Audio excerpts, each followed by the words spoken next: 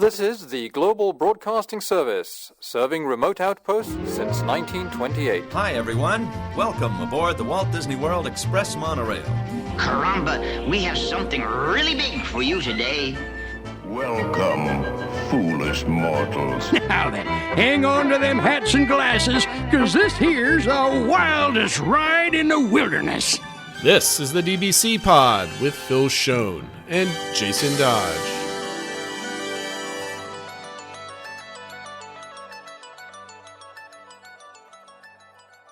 Hi, friends. Welcome to this week's pod. This is the show for the week of March 3rd, 2025. We're recording on, I was going to say like on property, but I'm not on property. I'm stuck in a hotel room in middle America right now. Yeah, if only it was a Disney hotel you were recording from, but that is not the case. What do reporters say? They're on site or yeah. I can't remember what it is. It's off the top of my head. But anyway, I'm here in a hotel room. We're recording. We're a day late, so we appreciate everybody's patience. But we could not leave you wanting more for this week. So we've got an interesting show. It's gonna be a little brief. And when I say that, it's always gonna be long. So who knows? There's some epic news, and Phil's got some musings about FastPass, and my laptop is going a little crazy. So I turned something off there. Phil, you have a whole section. You have notes. It's like 3 lines in the show notes, but I see you pulling up something else somewhere that you've got. Yeah, I have been typing every now and then. I've been adding to it on my notes app on my phone. So hopefully it makes sense when I get to it and try to actually verbalize it all. Yeah, so he's got a tirade waiting for us, and we're going to get to that. And then also, we might play a ranking game. We're going to see how it goes. We're going to go over some construction updates and stuff like that. But let's do some quick hits here.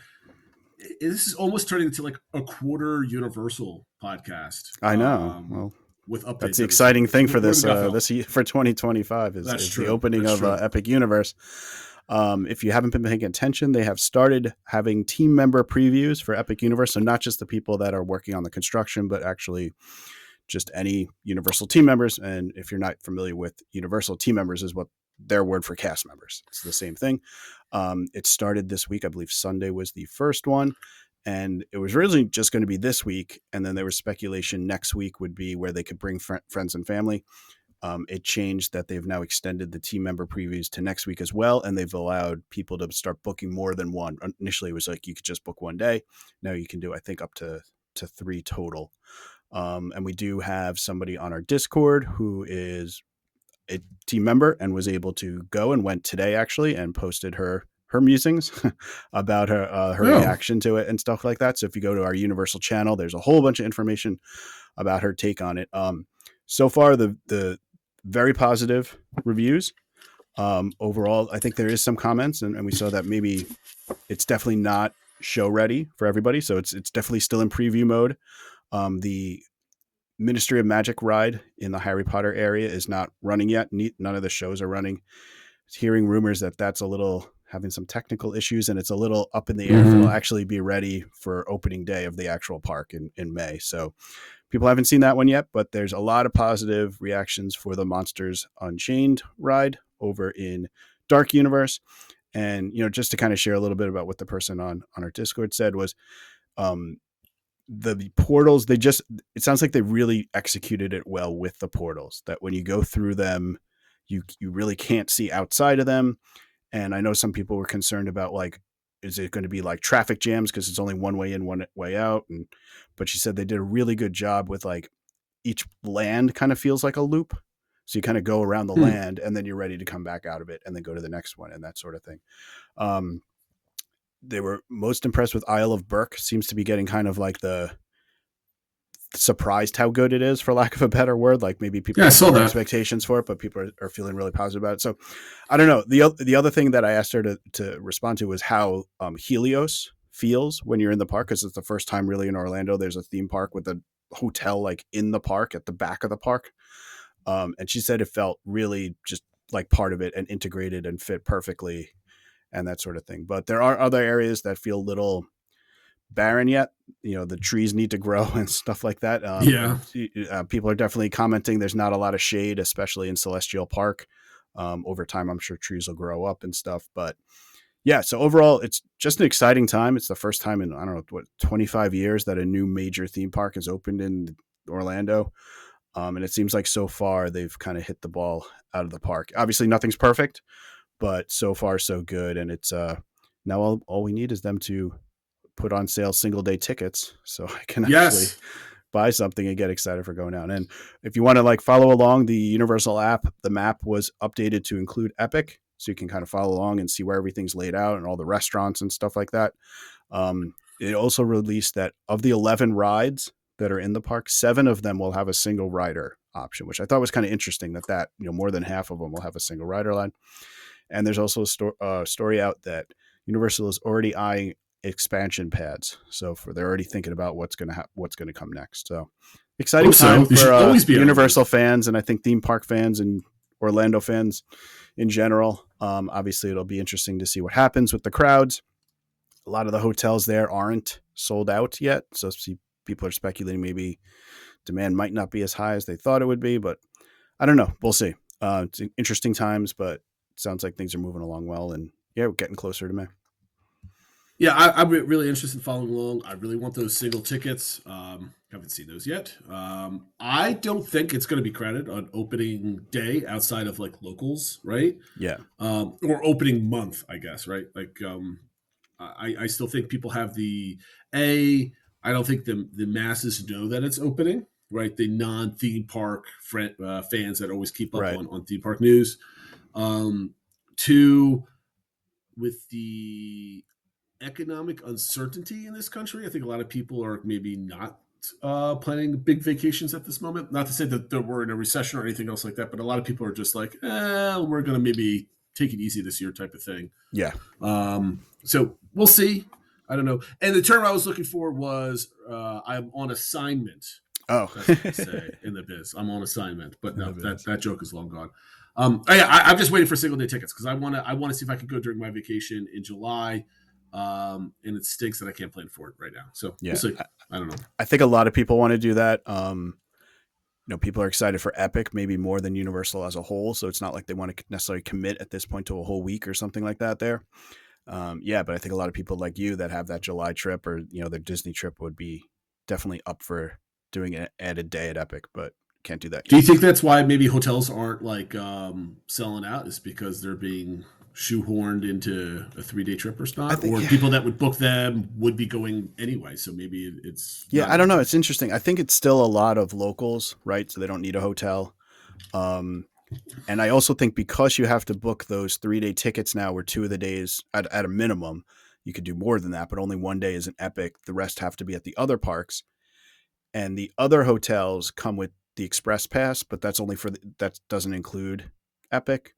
And the Epic hotels don't have Express Pass. So I still think people are like, well, if I have to go to the other parks anyway, I'm going to stay at the hotel where I get Express Pass. Makes sense. Rather than the ones that are just at right at Epic. So I think it's a number of factors, but I also think, people just want to check it out more than commit to a whole vacation. And I do think there's a lot of people that are like, I'll let it get out its kinks, to kind of start off with.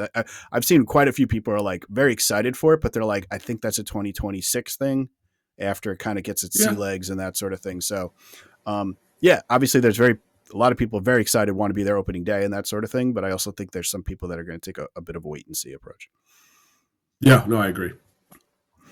Next, are we going to go now to your rant, or are we doing the Disney Plus? I'll do the Disney Plus thing quick. A couple things came out around Disney Plus. It was kind of one article that had a few different points. The focus of it was that the Tiana show that's been planned for years, I think it was initially announced in like 2020 or something like that, is kept getting delayed, and now they said they're not moving forward with it. There also was, I guess, another movie or something. They're going to do some sort of special instead. But they also announced that Disney Plus will not be creating long-form animation content for the platform. So there's, the other things that have been there, I forget, it was like the Big Hero 6 show, and there was a couple other ones. Olaf had a thing. They're not going to be creating as much original programming like that for Disney Plus. So I don't know if this is it feels like, especially the Tiana one goes back to when Bob Chapek was in charge, and it was all about like, we need as much content as we can get. And here's all the content we're going to have, blah, blah, blah. I think they're kind of pulling back and saying maybe it's a little bit more quality over quantity. And they're also doing more of like merging in the Hulu stuff and merging in ESPN and all that sort of stuff. So I think they're going to kind of focus on fewer things. I do hope they bring back more of the back catalog. I still see a lot of people saying like, I want Disney Plus to be my, like, here's where everything Disney's ever done is there, more than I need it to do new stuff. So it'll be interesting to see how it evolves. I think a lot of people don't realize that there's a lot of content on Disney Plus for like old, like newer Disney Plus shows, like a lot of like the kids sitcoms and stuff like that. Those are produced, but animation wise, this doesn't surprise me at all. And I don't think this is like a detriment to like, oh, Disney Plus is failing or the animation studios is taking a lick. I mean, they just took a show that was supposed to be for Disney Plus and turned it into a $1 billion movie last year, right? So I was wondering about that too. Like, are we going to see more of that? Did they see that and then said, well, why are we bothering making a Tiana show? Let's work on something Tiana. And if it's good, let's make a theatrical release and hopefully make another $1 billion off it. Or I don't know, but. Well, I mean, like, just think, like, what does original series on Disney Plus, does that build new subscribers? They've been doing that with Marvel and Star Wars and Disney Plus and Disney Animation Studio stuff. And does it really bring in new people? Because you can release a movie, make $500 to $1 billion. I mean, Mufasa is over the $700 million mark at this point. Why not make all that money? And then it goes to Disney Plus anyway. Yeah. And that's content for people to subscribe to. And I always thought that like Disney Animation Studios is like the crown jewel of animation, right? Not to say that like, TV series and stuff like that is like a downgrade, but like if you're the best of the best should be working at Disney Animation Studios, and that should be built for, big time movies, like big time spectacles. For the feature animation, that type of thing. So I mean, like, I don't think there's anything really that was from Disney Animation Studios that was massively popular as like a long series thing outside of like, I mean, the only one I think of is the Moana 2 type of thing that got turned into a movie anyway. So what else would we have lost other than this Tiana thing? I don't know. It is interesting though, because it did feel like this was even tying into like the look of Tiana they're going for with the Tiana's Bayou Adventure and stuff like that, like the outfits and stuff. So it was kind of like they were building like this next brand around Tiana. But we'll see. But I agree with you. I don't think this is like the detriment and means the downfall of Disney Plus or anything like that. It's just they're refocusing things, and it's not just let's get as much content on there as possible. It's kind of refining what is actually going to bring in new subscribers and what are people willing to pay for. Disney will be feeling the impact of Chapek and his decisions for probably another 3 to 5 years on some things that we don't even know about, or maybe sometimes heard about, or getting canceled or reshuffled around because of bad decisions. Oh yeah. So we'll see. All right. So now time for my musings. I'm going to be looking at my phone a little bit. Here's the rant. Okay. Here is the rant. All right, Phil, you are not known for your rants. Yeah. On this podcast, you are known for measured opinions. You're known for not causing any ruckus. However, I've seen you in the past on forums or on Discord having very, very big hot takes because you have time to put out thoughts on paper, but now you have paper, you have written your thoughts, and you're coming at me with some hot takes. What is on your mind for this week? So the main thing is there's been a lot of nostalgia feeling going on. Even our DBC engagement for this topic is like, what was your golden years of visiting Disney? And I've just seen even other places, people talking about like back to 2017 and stuff like that, and just how things are much worse. And I know you're working on a project looking at the cost of Disney compared to different time frames and, when was the best value of Disney and stuff like that. And a lot of it relates to now we have to pay for Lightning Lane, Multipass, Premier Pass, Single Pass, stuff like that, when it used to be included as Fast Pass Plus. And it made me think though, well, what if there never was Fast Pass Plus? And is it possible that Fast Pass Plus is actually the worst thing that happened to the Disney vacation goer over those years? And if take you in the Wayback Machine a little bit of time. So Fast Pass, the paper Fast Pass, first started in 1999 And it was only designed to work for a handful of rides. Did a test on Space Mountain. They actually added it to 3 rides at Animal Kingdom. And then they had it on Splash Mountain and Rock and Roller Coaster. That's it. The idea wasn't that you skip every single ride if it's possible. It's not like a gamifying thing. It's just some of these rides that can get 2-3 hour lines. We don't want people waiting in that. So it was basically the precursor for virtual queue, in my opinion. Exactly. It was more like that than what's become with the Lightning Lanes. And it's evolved over that time. And then in 2013, FastPass Plus was born. And I really feel like this is, and I fed into it. I was part of it. Part of when we're talking about our golden time of Disney, this was part of it for me because that's when I got so heavily involved in planning and being on forums and thinking about things and how do we optimize it. And a big part of it was the strategy around FastPass Plus.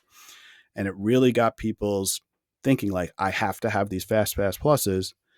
That's how I have a good vacation because my family's not waiting online. And how can we maximize it? And how many, everyone you come back, how many uses of FastPass Plus did you get? And did you get on the big rides? And people gamifying it by with staying longer so that they could book the harder ones to get and stuff like that. And then tiering forced people to pick rides that they didn't even really want to, but they would just pick it and let it expire or tap in and not even ride it. And it just became this like contest and like challenge almost habit. And I mean, I think I've mentioned even things like when Len Testa has his things like, here's my plan for getting through Animal Kingdom in an hour and a half. It's like, well, the point isn't to like get through the parks in an hour and a half. It's like, but that's all people want. They want to check the box and say the successful trip is if I get on 22 rides a day or whatever like that. So obviously now that we know Genie Plus launched in October of 2021, a lot of speculation they've wanted to do this for longer than that to monetize FastPass Plus, but COVID kind of gave them the excuse to rip the Band-Aid. We also know. Let me mention it has been monetized in other parks around the globe prior to this, right? Yeah. Walt Disney World was the last bastion of free line skipping programs. Yep. And we know when we had Scott Gustin on that he said he was talking to the IT guys, and basically they were told the anticipation is about 20% of people are going to use this. However, it turned out to be like 40 to 50%. So why? I think it's more, yeah. And it might even be more than that when Genie Plus, or Lightning Lane Multipass. Why are so many more people? And I think it's because it doesn't get used for the original intent, which was just to skip a couple of long lines. People got into that touring mode that I have to have this line skipping tool if I'm going to have a good vacation. And so I have to buy it. I don't necessarily want to spend the other money, but I need to have it so that I can tour Disney how I used to do it during those golden years. And I think there's another thought process too, right? I think it's the people that like, I have to have it, or there's the people that never knew it really existed, but like, oh, this is a thing. I'm spending all this money. You feel a pressure to spend even more money on it to make you really happy. For sure. That the people now it's like, okay, well, I had my FastPass Plus was free. Obviously, there's some people that are like, I got to get 20 uses of that or whatever. But other people are like, well, I got my 3, I got 4 or 5, whatever. It was free. I got it used. Now it's like, if I'm spending $100 for my family to have it, I want to maximize it. I also think part of it's just society changing and shorter attention spans and stuff like that, where in the past, theme parks are designed that people are spending time in lines in general. Yeah. There's not enough capacity for people to not be in line. But I mean, I even know with my kids that they got so trained because of my planning and stuff like that, that unless it's something they really want to do, they're like, 20 minutes, I'm not waiting in a 20-minute line. When I was a kid, like 20 minutes was nothing for a line. Like, that's instant. Yeah. So I just think like things have changed so much and expectations have changed so much for what people want. And it's just distorting it. The parks aren't built for that. And it just creates this negative feeling because now it's like, I got to buy this extra thing. I got to spend all this time on my phone to maximize it. People are saying, well, why are people spending all this money on Premier Pass when it's $300? Because they don't want to spend the time on their phone, but they still want to have the experience of just skipping the line. And I don't know. I feel like just when we look back on those great times, in that moment, FastPass Plus felt great because it's like, oh, we're optimizing our time there. We're gamifying it. We're doing all this, but I think it just altered the average guest's expectation, or at least the usual guest to Disney, what the experience is supposed to be versus in the past when waiting 20, 30, 40 minutes was just standard. That's just what you did. And it was no big deal. And so I kind of wonder if FastPass Plus never existed and the first time they introduced the line skipping was Lightning Lane multipass or whatever, would it be more likely to be just 20% of people picking it up because everyone else is used to the 30, 40-minute waits? It's not that they have to have this line skipping thing. So that's sort of my musing, is saying, did it totally alter people's ways of how they expect to tour the Disney parks so that they feel they need to have this line skipping tool versus I think it's accepting longer waits? I think it's important that we pull ourselves out of our Disney fandom bubble and put ourselves in the shoe of somebody that maybe went to Disney like once with their little kids, waited 2 or 3, 4 years, and then went again in like 2022, right? They went in 2018 and 2022 or 2023, that sort of thing. And do they really miss FastPass Plus? Is it just a distant memory? Because I think we have to think in that. Did FastPass Plus ruin the parks for us fans or super fans or moderate fans? Yes, absolutely. Because whenever you give somebody the keys to the kingdom, here is a thing that you can get, and we're not charging any money for it, and you can gamify it, and you can get 20 uses out of day where the average person can only get 3 because they don't know how to use it. You feel like you're beating the system. You have this like sense of accomplishment. And then when you start forcing people to spend money on it, you're going to be like, what the heck happened here, right? You get the nickel and diming conversation that we're seeing. And it's a valid rational emotion to feel that you're being nickel and dimed. Part of my project that I'm working on right now is seeing. I'm going back to 1994 to 2025, and I'm not going to say what I'm doing yet because I want to kind of release it with everything in there. There's some context and some numbers I have to work through, but essentially, the golden age of Disney was brought on by 2 factors. Free FastPass Plus, because it was a direct correlation between having FastPass Plus and having multi-pass for every park and a single pass for each park for a family of 4. It's almost equivalent of $1,000. It's about $800 and something dollars and change, depending on the day you go at that time, right? So call it $800 to be very conservative and lenient on that. Here's something that you're used to. Now it costs $800. That makes you feel bad. So yes, I feel it. So the other factor, which is what I don't think you're viewing, but lends to the golden age feeling, is that since 2005 through essentially to COVID times, is we had magic hours, right? We had 1 full hour at a park in the morning, and early on 3 full additional hours, and then as it got older, it was only two additional hours most of the time for some parks. Not that it was every park every single day, but like if you had 4 park tickets, you could probably find a time in the week where each park you got almost 4 extra hours. So if you weren't an early riser and you stayed on property, compared to normal park operating hours, you could get those 3 hours back at the end of the day and still feel like you had plenty of time in the park. There is a value to that park time. So, going back probably about 20 years, spoilers to my findings, it's probably one of the best times to go just because you got more value for your time than ever before at Disney. And this is not accounting on a bunch of other things. And we'll talk about that in a couple of weeks when I'm all done with this. But does FastPass Plus have unintended consequences? Yes, because it drove crowds to create a whole ecosystem around touring the parks. So somebody that was a novice at Disney World, first timer, they go in and they say, how do I plan a Disney trip? Or how do I go to Disney World? Or Google anything, right? The advent of the internet in the mid 2000s into the teens. And they find this, canyon or maze of like, do this strategy. You've got Len Testa's guidebook that's like 4 inches thick telling you how to tour the parks and how to time and like how fast do you walk. We can calculate it and all this other stuff, and the average person's like, what am I getting myself into with all this stuff, right?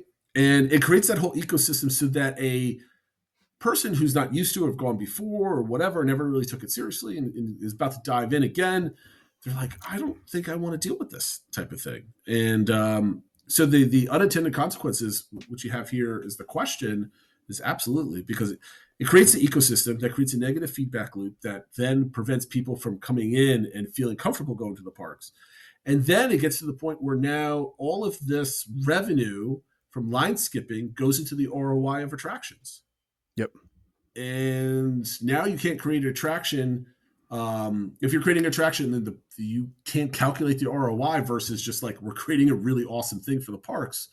There's always a dollar sign attached to it, which there always is, but it's just more naked now. Yeah, it's more explicit now. Yeah, for sure. So I don't know if you have any other musings on this, whether it was a good thing or a bad thing. So that big question is: was FastPass ultimately an evil, a bad thing, or it was just inevitable? Yeah, I mean that's a good question. I just wonder how the reaction to the paid line skipping would have been if we never had the free one, and it never changed that ecosystem because it got so ingrained in the hardcore Disney fan and stuff like that. If they'd be more accepting to something like Premier Pass, that it's like, okay, well, it exists, it's out there, but it doesn't change how I tour the parks. Let's put it this way: are we talking about, okay, let's create the scenario. It never existed. And 1 year you have this thing that you can skip lines, right? You have to play with an app or whatever it might be. Or are we talking about something that has to be done pre-purchase 7 days in advance? Or is it going to be like you just walk in and you can kind of just buy it if you want to? I mean, I think that was the original intent with Genie Plus, right? Was the idea that no pre-planning, people don't want to do that. You just come in. Well, you had to wake up, right? That was the thing. Well, but I think the intent was, though, that it's going to be easy. You're not going to have to do that. Only 20% of the people are going to get it. You just, if you want to buy it, you buy it, and you can scan and you can pick your rides and you go, and it's no big deal.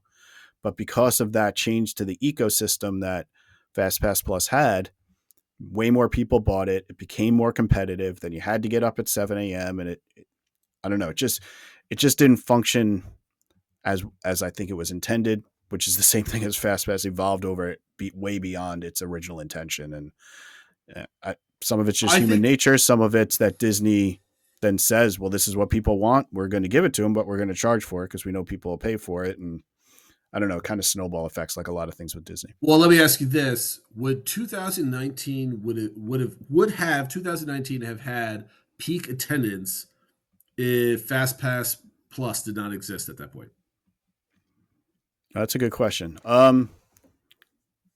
Let's say maybe not. I mean, it was definitely a component of it that drove people to keep coming back because they thought they knew how to use it, and it was something that the other parks didn't have, and it was just kind of part of the Disney culture. So it definitely fed on itself. I mean, there were other things that were still existing, some of the other perks that aren't there now that were there at the time. But okay, so 2019 happened, or maybe we got 90% of the peak, right? It was still the peak, but maybe not as high, whatever it might be. Post-COVID, all of a sudden, okay, now you have to pay for skipping the line. Now you can pay for skipping the line. FastPass Plus never existed, right? So now you have this thing.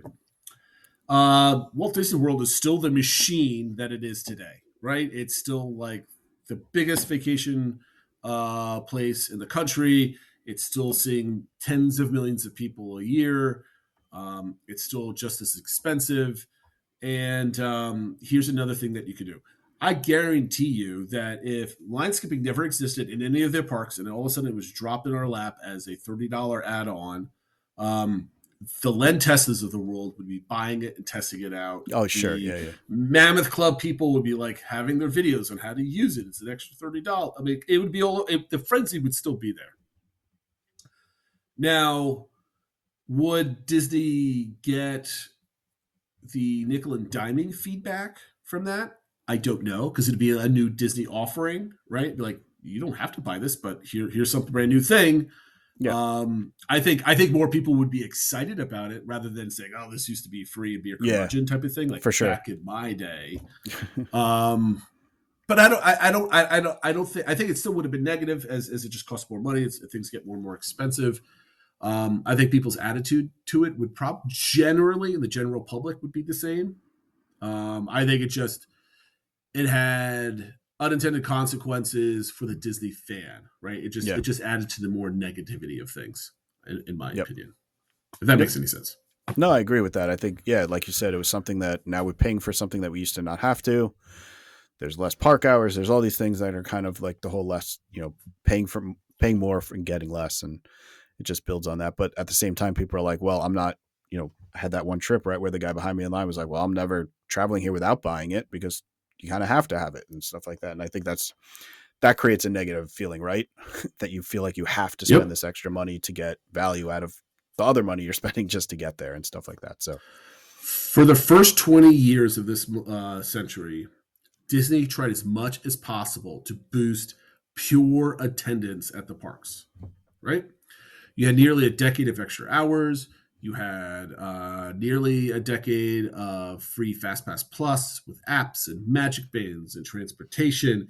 And they succeeded. They got to the parks to the point in 2019 where things were abnormally crowded. It was obscene and had plenty of complaints.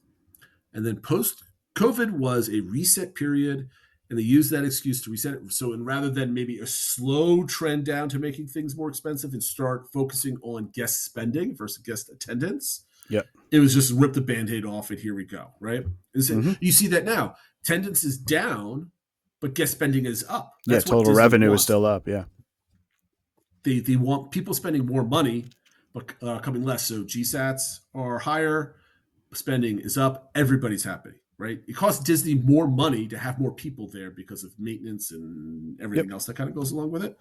So we saw a drastic shift into how Disney wants their parks to look like, and this is it. And we're going to see some interesting things with my report. I mean, I'm teasing it, and I don't have real information to share right now because I have to double check my numbers to make sure I'm not lying to everybody here. But I have an interesting take on this, and I think it's an obvious take, but it's also interesting to see it actually in numbers in reality, right? Like when you read my thing, or somebody listens to me, and you're going to be like, well, that's obvious. Yeah, I get to see that, but I'm going to have real numbers to back it up. And which can take some of the emotion out of it when you see the numbers. Yeah, I mean, like a lot of people say, oh, Disney is, hammering me for money, nickel and diming me. The answer is they're not nickel and diming. Disney is not that much more expensive, but they also are that much more expensive, and they are nickel and diming. Like the truth, you can say yes or no to that statement, depending on your point of view. And I have the numbers to back it up. And it's like, when I finished some of my research over the weekend, I spent maybe about 20 hours on it. And I just looked at the trends and I'm like, wow. I mean, like it literally backs up what I thought I was going to get like a hazy view on things. But I thought it's interesting. They started musing about like FastPass Plus because there was a consequence to that. And the consequence of that was getting too many people hooked on Disney, and Disney didn't know what to do with that many people. Yep. And rather than build the fifth gate or expand the parks or whatever, I think they were slow to do that. Instead, they partially aided by COVID, but also in just general, they said, well, let's raise prices and stuff like that. That's how they got fat on everything. Yeah, they did. For sure. Okay, so you had another point where I don't know if you were done with your notes. No, I'm done with my notes. Yeah, I'm good. Okay, just double check because I started rambling at the end, so I started to do that. That was a good conversation. It's all good. Yeah, it was a great conversation. I can't wait to have this further conversation. I hope I'm going to start running this next weekend when I get back from traveling, and I'm going to see if I can get this published somewhere on a Disney blog, not like a newspaper or anything, because I think I have a good message. I've been writing it in my head. I think there's some good notes here. Last week we announced that we might be playing a Rankum game coming with attractions versus thrill level. I think we're going to skip that this week because we had such a fantastic response to our DBC engagement question: is what is your golden age of Disney? Which ties into the conversation we just had, which is absolutely fantastic. But first, before we get to that, I want to do. We did welcome some of our new guests on Discord. Phil, do you have a list of those names? I don't have. So we had a new person last week. This is a new subscriber to our YouTube channel, Joe Tharp. So thanks for joining, Joe. And if you haven't joined Discord, please do. Yes. Please like and subscribe. So construction updates. So there really isn't too much, right? But we're seeing a trend here. Like things are moving, which I like to see.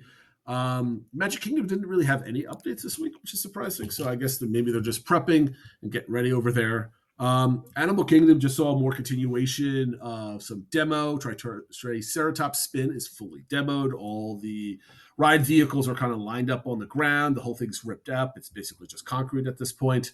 People thought maybe they would be moving it. They're not going to be moving it. Some of the billboards have been demoed, and there's some set permits filed for the Zootopia show. So things are definitely moving over there. There was a report from Block Mickey at Epcot that the exterior of Spaceship Earth, like the Communicore building on the bottom, has been like painted. That's done, which has zero relationship to the lounge that's going on. Yeah, there's some speculation that might be where the lounge was, or I mean, I guess that is behind there, but they thought some of the work was related to it, but it seems like that was just general maintenance for that, the Project Tomorrowland building, whatever that is, behind where Walt's sitting, that area. Yep. So that's just kind of freshened up a little bit. Hollywood Studios had a couple updates. So you posted this in Discord, but it was a tweet by Drew that took. I don't know if he took the video of it, or I believe so. Yeah, it was his video. Then okay, credit to him. There is a lighting effect where like lights just kind of follow the Slinky Dog Dash vehicle as it goes down the track. I don't recall off the top of my head if that's lighting on the track itself or it's like a spotlight that's tracking it. It's lights on the track itself that like were I guess coded or whatever, so that it follows as the train car goes over, it lights up with the train car. That component of it, that tracking element, hasn't been working for like years or something like that. So, but they fixed that. Another trend of little things being fixed exactly. to bring Disney. Like I have to think that in 2027, when Tropical Americas opens, this is like all the stuff that Disney wanted to celebrate during the 50th and the company 100th and the Epcot, 40th. Yeah. All these things are be like, okay, 2027, we're just gonna like get everything to the next level, right? I think Disney realizes, and you know, a lot of the old curmudgeons on message boards that Matt loves to pick a fight with on his morning show with Dis Happenings, like and subscribe to that show, point out like, oh, maintenance, Disney maintenance, and obviously they poo-poo everything. But there is a point that the level of show at Disney World has decreased slightly over the years. But they're coming back to having all these effects. And like, here's just another example of it. Exactly. There's a paint permit for Rock and Roller Coaster for painting the big giant guitar. I don't believe this has anything in relationship to the Muppets. I think it's just freshening up from like the sun beaten paint on there, that type of thing, which is always good to see. Somebody else pointed out to which I hadn't thought of. They probably want to get it looking good for when the villain show opens, because that's where you're going to walk through to get there. Yeah. Good point. And then another thing, which was like this whole huge thing that was on the floor. So like during COVID, there was a facade in Hollywood Studios, one of the shops in the front of the park. Like it just collapsed, just fell down. And apparently it was all boarded up, or it was just kind of like smoothed over. Now walls are going up. They're going to replace it. It's been like that for, was it 2 years, 3 years, Phil? I don't remember. Like that, yeah. But they're finally fixing it, right? And I just remember there was the pros and the defenders and the accusers. Like Disney doesn't know what they're doing. Everybody's like, well, it takes time, it takes money, and blah blah blah. Like the construction people were coming out, and like the curmudgeons were coming. There's a whole thing for like a month, and they're finally fixing it, which is fantastic. So it's really not really worth a note, other than like it just had like a month's worth of like back and forth on like Dis Twitter and other places that I just found humorous. But those are the construction updates. Nothing major, nothing like exactly newsworthy, but as a collection of things, I think it's just rather interesting. Yeah. The only thing I wanted to mention, it's related to construction, but it's not like a specific point, is Disney's put out a few videos this week. I think there's like theme this week, like about like women in technology or something. So that's why they're focusing on some of the female Imagineers, but they're giving little inside glimpses into like the day of the life of an Imagineer. But one of the videos was somebody working on the test track update, and then one of them was somebody working on the Pirates Tavern update in Magic Kingdom. So they show them going into the construction areas, so you can see a little bit. We don't know when the videos were taken. Hopefully it's a little while ago, because some of these projects are like, I hope it's a little further along than it looks in there. Yeah. But they had some little tidbits in there. You could see some of the queue area and test track. And then for the Pirates one, they talked about the Barker bird again. So reconfirming that the bird will be part of the Pirates Tavern and that sort of thing. And I just thought they were neat little videos, especially the Tavern one. They had a picture of her when she was like working just as a cast member on the Pirates ride. Yeah. And now she's like an Imagineer creating something related to pirates and stuff. I was like, that's just cool. Like to kind of see these people's journeys. And I know, like you were mentioning, on some of the people on the message boards are poo-pooing it and saying like, oh, it's just a staged PR thing and blah, blah, blah. I'm like, Yes, of course it is. But like, these are actual Imagineers getting to do something neat and showing it off. And like, it's cool. Like, I don't know. Some things can just be kind of fun and you don't have to overthink it. Like, yeah, I think these videos are absolutely phenomenal. It's like an Instagram reel that's like 2 minutes long. I mean, it's not supposed to be a production on like Disney Plus where the whole family sits down and watches this like after dinner, right? It's there. I'm gonna pull a Matt and call out a specific person. There's a poster on WDW Magic. I believe his handle is like Mono Thingy or something else like that. He was going on about like, it looks like she just put on some brand new PPE and it's never been used. And like, she's a creative project manager. They work in the office. They're not like swinging hammers. She's wearing the hard hat because it's a construction zone, not because she's putting up drywall. Like, and this guy's, I'm assuming he's a guy or gal's like first reaction was to like, I'm trying to say words that I can't say because they're like expletives. He's just putting down the whole thing and poo-pooing it. He's putting down his like derogative opinion, like, oh, blah, blah, blah, blah. I'm like, can't you just accept it as a young woman that's proud to show off some of the things that she's contributing to? And just like, if you don't like it, just shut your trap and like move on. But like, I can't stand when people try to downgrade other people for like just being happy that I used to be a cast member on Pirates and now I'm helping to build part of the Magic Kingdom. Like, if that was my daughter in her mid-20s or early 30s that like went to the like my daughter wants to try to do the college program when she's older, and if she managed to become a professional working at Disney and following her dreams, like I'd be obviously I'd be a proud father. But if I saw somebody else like doing that, I'd be like, that's just poor form. I usually try to not engage, but there was one where they were like, who's interested in this? And I'm like, I am. I thought it was actually kind of cool. Like, sure, I'd love to get more like behind the scenes and like see more work done, but it's neat. I'm going to show my daughters when I get home this video.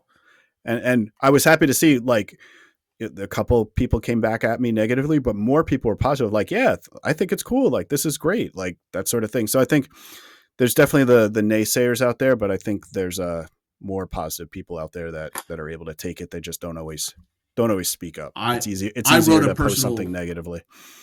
I send a direct message to that person, tell him to like, he needs to, stop being a dum-dum and just either keep your mouth shut, or I didn't say that, but like, I just said, hey, stop being dumb, because ultimately if you have nothing nice to say nothing at all. And I think that's a good way to live your life, especially at Disney, where we're supposed to be like happy and polite. Well, that's always my take on that. It's right? Like with all the people that say post nothing but negative things, like I thought this was something we're supposed to like, like, but I don't know. That's a whole nother not to even get more on this person, but this is a person that spends all their time every single day on these message boards. He talks about how he renews his annual pass every single year. And like, are you just punishing yourself? Like, you're spending all this money and time to go to this place that you obviously hate and it just frustrates you. What are we doing with ourselves? Anyway, that's a good point though. Those videos are absolutely fantastic. I would suggest going out there if you have daughters, if you have nieces, and I think it's inspirational seeing these young women. And these are not like women that have been 10, 20 years experience in their field. These are like young women doing technical things, because there's always a stigma with women in construction and project management, which is people perceive as a male-dominated field. I think it's absolutely fantastic to show this to the young women, successful women in their careers, or starting off in their careers. I think it's absolutely fantastic, and it should be shared more. Yep. And I'll leave it at that. All right, DBC engagement, Phil. Why don't you set this one up? Yep. So our DBC engagement came from TL Madden asking, what was your golden age for visiting Disney? So sort of like, when did you think you got the best bang for your buck? When were your kids most into it? Just sort of like, obviously there's positives and negatives every time, but like everybody who's listening to this podcast is probably a pretty big Disney fan. Like, what was that time that really like, oh man, those few years, it was like that. We went every year and it was just great, and it just got better and better and that sort of thing. And now maybe maybe now is the best time. Today's the best day of your life. Maybe, I don't know. But yeah, so that was the question, was sort of like, when was your golden years for going to Disney that really kind of got you like hooked on it? So do you want to do ours first, or do you want to do the community first? Let's do ours first. But I want to preface this with two different things. There was one rule in this, and I think everybody listened to it. You're not allowed to say every time I go to Disney is the golden age. That's just cheating. You have to pick one specific time or two times, but like specific phases. And two, I want to say I think we should give this podcast to Teal Manning because I think it's an absolutely fantastic DBC engagement that he suggested. So he deserves all the credit for this one. I'll go first, Phil, because I think mine is rather simple. So growing up, I wasn't part of a Disney family. We did go to Disney World maybe 2 or 3 times, but it was never a Disney vacation to Disney World. I was always under the age of 12, so basically the bulk of the 80s. And it was always, we went to my grandmother's house, we stayed there, and then we drove over to the Magic Kingdom for the day type of thing. Or we went down for like a weekend, and it was more of a Florida vacation, like Cape Canaveral and see alligators. And we stayed at like a local motel in like the late 80s and like went to Magic Kingdom, and that for like 2 days. And that was it, right? I can remember seeing fireworks on my balcony in our hotel because we went home early, that sort of thing. So I don't have a golden age as a child. I grew up loving Disney movies, but again, not a huge Disney fan. You wouldn't see any Disney merch anywhere in my house. And then starting in 2015, this was the beginning of the golden age, right? This was my era of enlightenment, right? We're leading to the golden age, where I now have a 2-year-old daughter, an 8-month-old son, and my sister, who's a DVC member, who I thought was crazy for giving Disney all this money for a silly hotel room every single year. She saved up points for 2 years and brought my family, her family, and my mother down for a mega 6-day trip, staying at Old Key West in a 2-bedroom suite. And all we had to do was pay for tickets and the flight down, which, I didn't realize how expensive Disney was at that point. This is I'm showing up in Animal Kingdom, opening up a map saying, hey, what do we do today? Type of thing, right? 0 plans, 0 spreadsheets. And that's where I got the hook, right? And then we had planned our trip on our own. We bought a house the next year, so we didn't go that year. But in 2017 would be my 2017 and 2019, 2 trips with a young family that was basically like the golden age. Because in 2017, my oldest daughter was 4, my son was 2. Everything in Magic Kingdom was real. Like that is the real Cinderella. That is really Winnie the Pooh. That is really Mickey Mouse. And just seeing the magic. I'm sure everybody has this story when they bring their children, their niece or nephew, their grandchildren, whoever it might be. They know that magic feeling, right? Everybody that has kids in their family that they bring to Disney for the first time has that story. That's a story. It's not unique. And to me, that was the golden age. It wasn't the cost of Disney. It wasn't the perks of Disney. It was like that magic, right? And that golden age faded because my kids got slightly older. They're now almost 12, 10, and 7 at this point, and we're still a big Disney family, but for different reasons. Yeah. But that was the golden age. I think the resurgence of my golden age would be when my kids start really planning. Like you're on the cusp where like your family is like almost at your level for planning. Like they're trending in that direction, right? Like you could ask them for where do you want to go, and they could rattle off 3 or 4 things. My youngest can't rattle off 3 or 4 things yet that they would want to do. So, my golden age is prior to COVID, last couple of years prior to COVID, where everything was real. That was just like the warm and fuzzy feeling. Because it was also new to me too. Like it was like, this is, we're now 10 years of going to Disney almost every year for the last decade. And, not that I'm saying it's boring, but it's like, it's comfortable. It's, I know what I'm doing. There's not the excitement of planning anymore that you have for the first couple of years that you're kind of doing this. So that's my golden age. What about you, Phil? What was your peak? Well, it was something similar. I was actually going through sort of different trips and like kind of when was it. And I did try to follow your rule of not saying all the trips. And I tried to not go too far of like a time period. And I was kind of thinking like roughly, I put 2009 to 2016, probably peaked around 2013. I think that was just sort of the peak of my planning and like being so active in like planning communities and on message boards and kind of like getting all the spreadsheets and all sorts of stuff like that. Similar to what you said, it's that time when the kids were really fully into the magic. definitely had some of those moments. I was looking at a photo. I remember when one of the trips we brought my in-laws down with, and there was the show that was in front of the castle, and my daughter's on top of my grandfather's shoulders, and like, you know, it's kind of one of those moments that hits you. And I think it was also that time where, you know, it also hit me like, we're actually able to do this. Like, I don't know if it's the right moment, but it's like, I'm an adult. I'm able to afford going, like bringing my family to Disney. Like not everyone's able to do. Like it kind of hit me like we're really fortunate to be able to do that. And also that was one year where we went down with my friend Mike, who's been on the show. We went down together and we had like a really great trip. And that was also one of the times when I remembered the planning was at its highest levels, because we had like a couple things. Like we had a dinner up at California Grill during the fireworks, and Mike looked at me, he's like, wait, you planned it to be right at the time of the fireworks, didn't you? I was like, yeah. He's like, nice. Like it was just kind of one of those, like, recognize where the planning efforts were being recognized fully and that sort of thing. So that was kind of the points that jumped out at me, but obviously a lot of times have elements of being the golden times, but that was also still the time where you're getting Magical Express, you know, Magic Bands, Fast Pass Plus, and all that stuff was part of it too. So you felt like you were getting a lot for your money, and it felt like a special trip. It wasn't just another theme park. Yeah, I mean, hopefully I don't sound too bad. My my earbuds went out, and now I'm going off of my laptop speakers. So that's what you get when you buy $15 earbuds at Walmart. They only last an hour.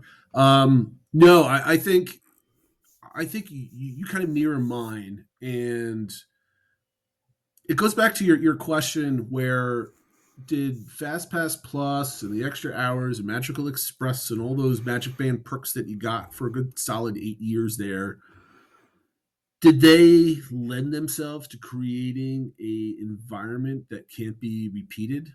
Yeah. You know, and if you to repeat them just costs more money that's unreachable by the average person now, right? So it's a big proponent of a lot of people talking about, are you out? Well, we don't have to get into that whole thing because we're talking about Golden Age, happy things here. So no, I think. I mean, the only other thing I'd mentioned at the time was I picked it up to around 2016, because I think after that was when it did start to get too crowded. Yeah. So yeah, I think the feeling of an all-inclusive Disney trip with the dining plans that were more lucrative, I guess, or more beneficial to the average person, and Magic Express, like you said, Fast Pass Plus, you had all these things that you got for going to Disney, made you feel special, right? Yep. And we'll see if Disney ever brings those back, maybe with the next CEO. Yep. Phil, you want to go on to some of the other people? So I'll try to go through some of the answers quickly. I might not read everything word for word, because some people wrote out a lot of details, including a lot of people. You could tell they listen to our podcast because they start out with, I'm going to be brief, and then it's like, no. Well, I told you the show's going to be quick. We're nearing an hour at this point. Yeah. So there you go. Yeah. So Mama 6 mentioned the Golden Age was their trip in 2013, which year I mentioned as well. Their two biological daughters were 4 and 6 at this point, and it was their first trip back to Disney after a decade off. And they just mentioned how the kids played roles in Enchanted Tales with Belle, and the condo they rented had a princess bedroom for them, and it was their first time eating at Be Our Guest, and it was kind of just like everything was exciting to everybody. At that time, I guess it was still the paper Fast Pass system. Tickets were still relatively cheap, and everything was like kind of magical for them. Her honorable mention, though, was actually 3 years ago when they bought into DVC and got to realize their dream of staying at the Grand Floridian. So it's something like kind of mentioned, of that accomplishment of something where you never thought it would happen. And they did it. And to think now those little girls that were, oohing and ahhing and Be Our Guest are now 16 and 18 and saying like, wish they could have paused the time. Are they still oohing and ahhing? That's the question. TL Madden, who said he'll keep his response short and sweet, and then wrote a novel. He said he has several golden ages. I know it's his podcast, so I'll try to read as much of his as I can.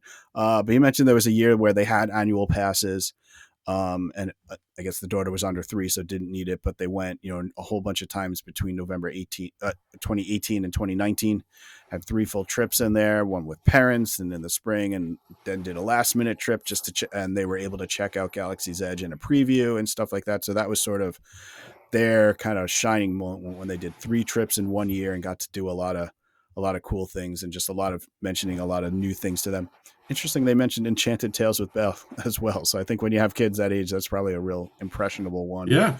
Also talked that, had all the new lands that to them, Pandora, Toy Story Land, they got to build droids and lightsabers and all that sort of stuff. So it was kind of all the excitement of new stuff. And hopefully that's where we'll be in another 5 years or so. I was just going to say, let's pause that right there yeah. because,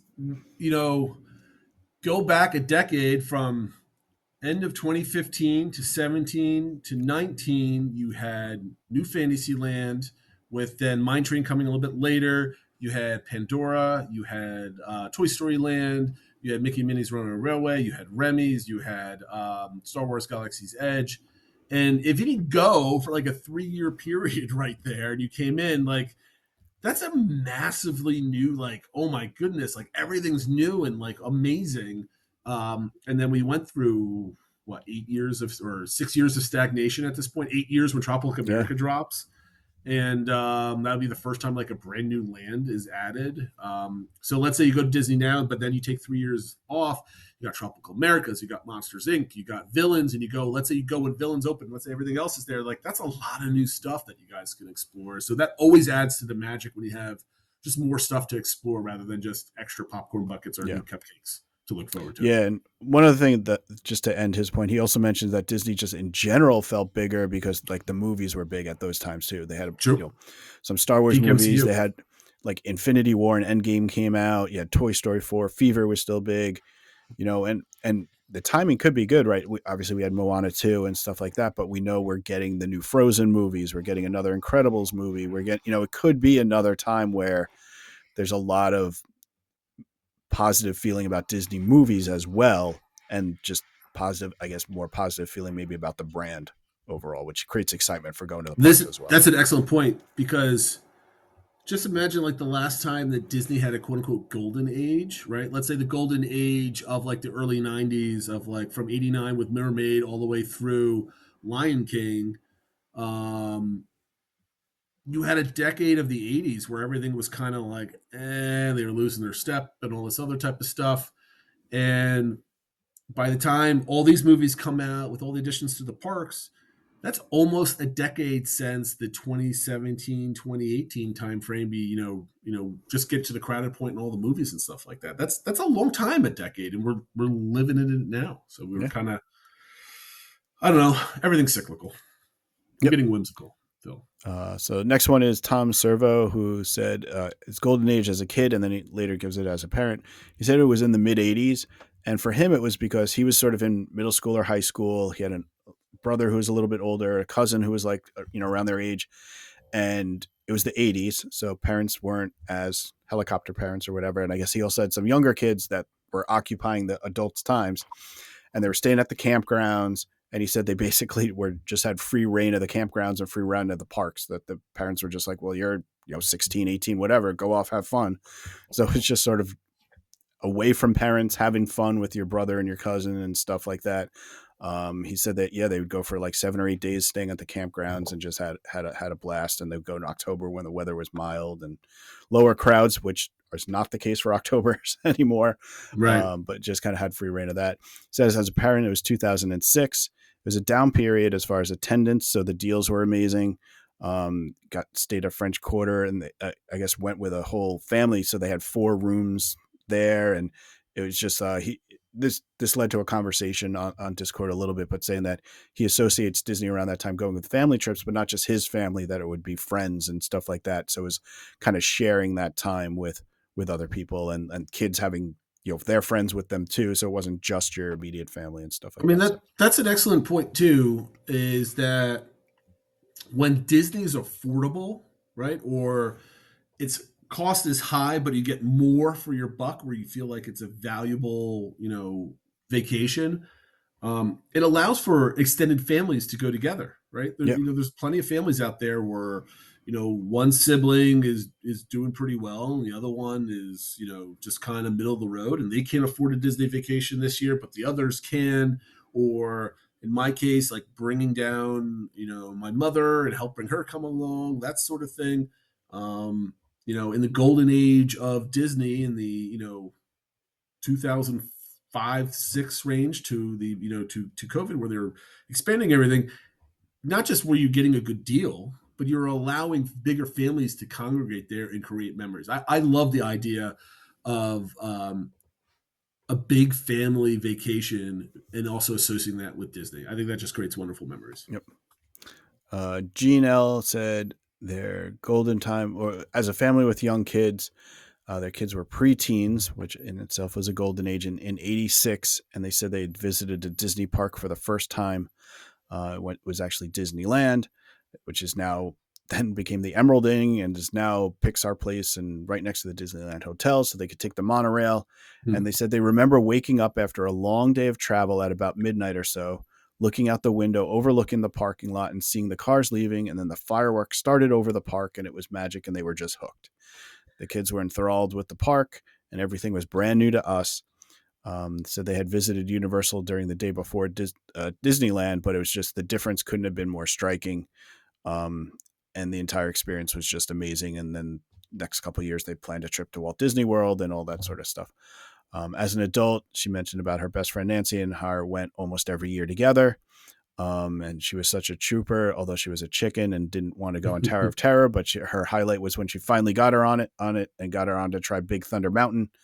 And she was kind of reminiscing a little bit because unfortunately her friend passed away a few years ago, but she was reminiscing about the time she had traveling with her friend.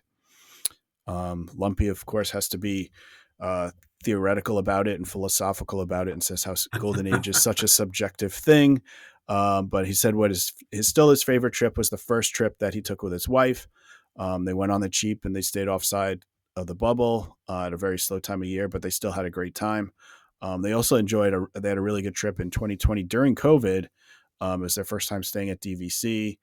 And then it was just, it didn't take any planning because the crowds were so low during COVID. As he said, we just picked a direction and went, and every ride had little or no waits. And they just remember riding Seven Dwarfs Mine Train all the time and stuff like that. And he comments the same thing too, because now they were commenting, they're like, oh, it was 30-minute long line. Too long. Complaining about it and stuff like that because they were used to it. You could just walk on it. And then he gets into how is it golden age or just a remarkable trip, but let's not overthink that. Wheezy said his golden years were 2008 to 2015, so pretty similar to mine. And he mentions though because he would be buying 10-day non-expiring tickets that they used to sell back then. Which so that you could use them like every couple of years. You buy one 10-day ticket and go, 2 to 4 days. That lasts you 3 to 4 years, that sort of thing. And that they would stay, his parents had Marriott points or whatever, so they could stay at the Swan and Dolphin, and they just did a lot of things that were kind of done on the cheap, but just that it enabled them to do that. So he said that. See, Phil, some people would go back in time and buy Amazon or Microsoft stock. Yeah. I would go back in time and buy 10-day non-expiring tickets to Disney World. Yeah, that's what I would do. Yep. And then Doxy, just ending this with Doxy, said golden Disney years are 2018 to 2019 when she had an annual pass and visited 5 times over that term. And also got to do a Halloween party and a Christmas party and 4 festivals and got upgraded to a theme park view at the Contemporary and just got on all the rides she wanted to and stuff like that.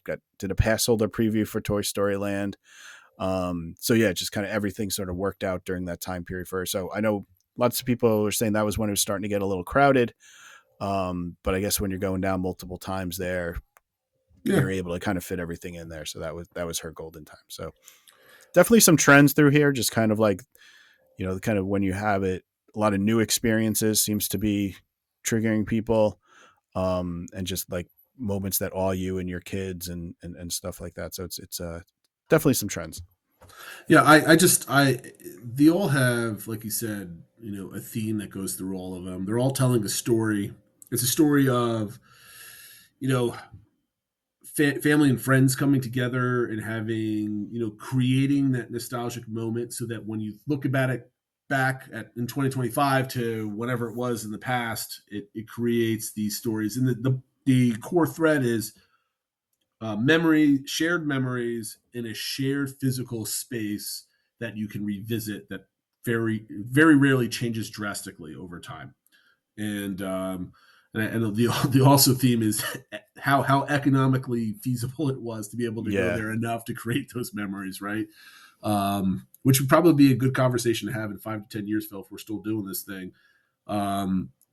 Did the pushing away the middle class, so to speak, that we've been talking about, does that create less nostalgic memories for people? And does that create less repeat guest type of thing? Yeah. So won't know for we're already over an hour, so I don't think we have time to get into that one. No, we don't, because I can go on for another hour talking about this. Phil, I've been traveling quite a bit in the last week. You came out with a really good DBC engagement for next week. What is that? Yeah, just as reports are coming out from the team member experiences or the previews of Epic Universe, is that hyping you up? And if so, is it for anything specific? So kind of like, what land are you now the most looking forward to? Is there any food location you're really looking into, or any other specific thing that you're kind of getting even more excited about as these reports are coming out? Good question. Hope everybody can answer. I hope people don't answer, well, I won't know until they give me single day tickets. I haven't really thought about it. So I get that line of thinking, but what is everybody excited about? It could be a big thing. It could be a little thing. It could be like, I'm just really excited. We've seen some comments already as things are coming out more. People are getting more excited for Isle of Burke, for example, and stuff like that. So just, something like that what's kind of jumping out at you even more so now that previews are happening. Yeah, absolutely. All right, Phil, that is a show. I thought we were going to have a quick one today, but as usual, we're right on time, over an hour with this. If you are listening to this right now, I apologize for any sound issues. I am recording in the middle of a hotel room. If you are wondering why this showed up on YouTube so late, I will be putting this out on YouTube later this week when I get home and I can have my video editing tools available to me. But I will be editing the sound, so everybody should be getting this a day late on Wednesday, right? Today's Tuesday, tomorrow's Wednesday, Phil. Yeah, so I'll push it out tomorrow morning. Yeah. Very good. But that being said, TL Manor, this is your show. Thanks for all the newcomers to YouTube and Discord. Make sure you join that server whenever you can. We've had a couple new people join, so we really appreciate that. Thanks for watching, listening, everybody, and we'll catch you next time. Take care, everyone.